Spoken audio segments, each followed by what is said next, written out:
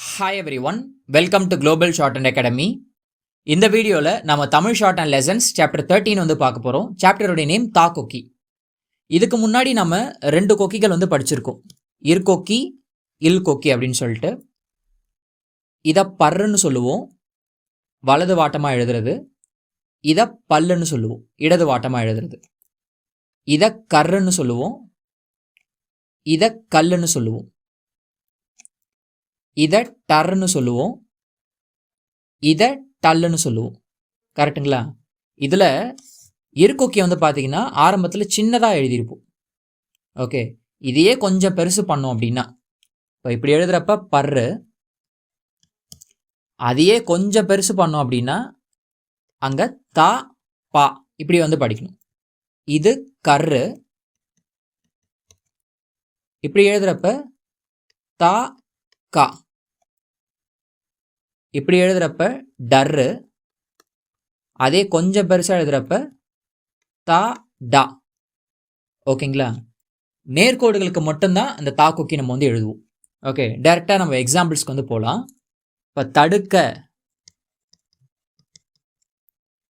இத்து கூட்டல் ஆ, இட்டு கூட்டல் ஊ, இக்கு கூட்டல் ஆ, தடுக்க இப்படி இருக்கு இல்லையா? இதில் இத்து இட்டு இக்க எழுதணும். இப்போ இந்த தா ஆரம்பத்தில் வந்துருச்சு, இடுன்றது நேர்கோடு, அப்போ நம்ம தடுக்க இப்படி வந்து எழுதலாம். இட்டுக்கு முன்னாடி ஆ, அப்போ த டு க இப்படி நம்ம வந்து எழுதலாம். இதுவே தாபம், இத்து இப்பு இம்மு எழுதணும்,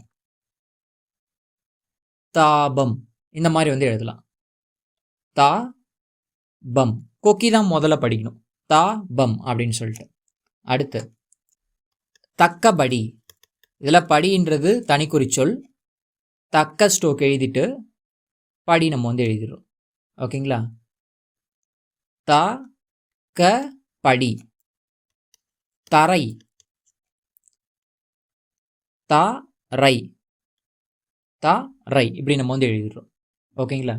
இப்படி நேர்கோடுகளுக்கு முன்னாடி தா வரப்ப வலது வாட்டமாக ஒரு பெரிய கொக்கி வந்து எழுதிடுவோம். அதை தா கொக்கின்னு சொல்லிட்டு படிக்கணும். நம்ம ஆரம்ப உயிர்குறி வந்துச்சுன்னா வாட்டமாக இருந்துச்சுன்னா எழுதலாம். இப்போ உதடு, இது பார்க்குறப்ப உ த டு இப்படி நம்ம வந்து எழுதலாம், உதடு அப்படின்னு சொல்லிட்டு. இதுவே அதிகம், இதில் தா கொக்கி எழுத முடியாது, அதனால் ஆ தி கம் இப்படி எழுதுறது தான் வாட்டமாக இருக்கும். அதிர்ச்சி, ஆ தி இர் சி இப்படி எழுதுறது தான் வாட்டமாக இருக்கும். சரிங்களா? எழுத முடிஞ்சதுன்னா தா கொக்கி போட்டு எழுதலாம். சப்போஸ் எழுத முடியலன்னா ஃபுல் ஸ்டோக்ஸ் நம்ம வந்து எழுதுகிற மாதிரி இருக்கும். ஓகே, இந்த தா கொக்கி நடுவுலையுமே வரும். இப்போ போதிக்க, இப்பு இத்து இக்கு இவ்வளோதான் இருக்கு இல்லையா? போ திக்க இப்படி நம்ம வந்து எழுதணும், போ தி க இப்படி நம்ம வந்து வவ்வலம் வச்சுக்கிறோம், போதிக்க. கைத்தறி, கர்ரு மாதிரியே இருக்கும், குட்டியாக எழுதணும்னா கர்ரு, பெருசாக எழுதணும் அப்படின்னா தா கொக்கி. கை தறி, கைக்கு ஐ வவல், தறிக்கு ஈ வவல், கைத்தறி. இந்த மாதிரி நடுவில் வந்துச்சுன்னா நம்ம எழுதலாம். ஓகே, வளைவு கோடுகளுக்கு தா கொக்கி போட முடியாது.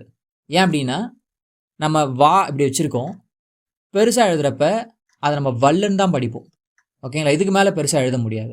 அதனால் வளைவு கோடுகளுக்கு முன்னாடி தா வந்துச்சுன்னா நம்ம வந்து தா கொக்கி வந்து போட முடியாது. இப்போ தீவு,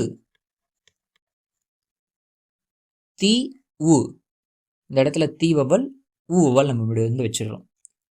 தீமை, தீமை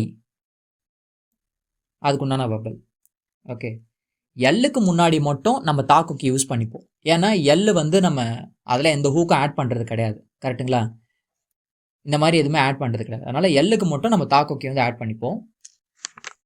எக்ஸாம்பிளுக்கு தலை இப்படி எழுதிக்கலாம், தலை. தலைவர், தலைவர். தோல்வி, தோ இல் வி, தோ இல் வி, தோல்வி. இப்படி நம்ம வந்து வவல் வச்சுக்கிறோம். இவ்வளோதாங்க இந்த சாப்டர். ப்ராக்டிஸ் பண்ணுறதுக்கு பயிற்சி 41 கொடுத்துருக்குறாங்க. இதில் இருக்கிற ஒவ்வொரு வார்த்தைகளுமே 3 to 5 லைன்ஸ் எழுதி பாருங்கள். அடுத்த வீடியோவில் இந்த சாப்டருக்கான தனி குறிச்சொற்கள் என்ன இருக்குது அப்படின்றத பார்க்கலாம். தேங்க்யூ.